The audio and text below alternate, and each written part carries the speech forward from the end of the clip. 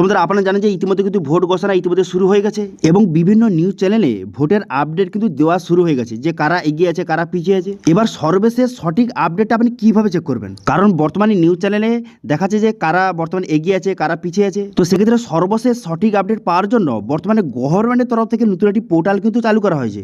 সেই পোর্টালে আপনি কিন্তু সর্বশেষ সঠিক আপডেটটা সেখানে অবশ্যই কিন্তু আপনাকে চেক করতে হবে, কারণ সেখান থেকে আপনি জানতে পারবেন বর্তমানে আপনার এলাকায় কারা কত ভোট পেলো, কারা এগিয়ে আছে কারা পিছিয়ে আছে এবং পশ্চিমবঙ্গে কারা কত আসন পেলো। সমস্ত সঠিক আপডেটটা সেখান থেকে আপনি চেক করতে পারবেন।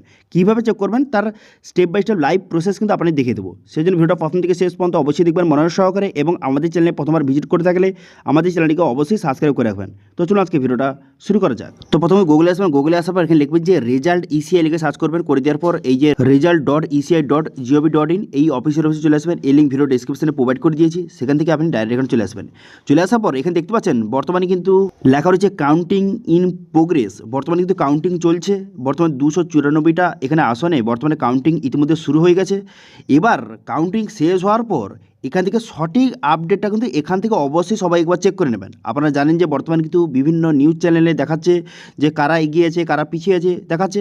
এবার সর্বশেষ যে আপডেটটা সেটা কিন্তু এই গভর্নমেন্টের এই অফিসিয়াল পোর্টাল থেকে আপনি একবার চেক করে নেবেন, তাহলে সঠিক আপডেটটা আপনি পেয়ে যাবেন যে বর্তমানে কারা এগিয়ে আছে বা আপনার এলাকায় কে জিতেছে। ঠিক আছে, সর্বশেষ আপডেটটা এখান থেকে আপনি চেক করে নেবেন যে আপনার এলাকায় বর্তমানে কে জিতেছে কে এগিয়ে আছে এবং সঙ্গে বর্তমানে পশ্চিমবঙ্গে কারা জিতলো কারা কত ভোট পেলো কারা কত আসন পেলো সমস্ত আপডেট এখান থেকে আপনি চেক করতে পারবেন। বর্তমানে কিন্তু দেখতে পাচ্ছেন লেখা রয়েছে যে কাউন্টিং ইন প্রোগ্রেস লেখা রয়েছে এবং কাউন্টিং শেষ হয়ে যাওয়ার পর এখান থেকে পুরো আপডেটটা এখান থেকে আপনি অবশ্যই একবার চেক করে নেবেন, কারণ এটাই হচ্ছে সঠিক আপডেট।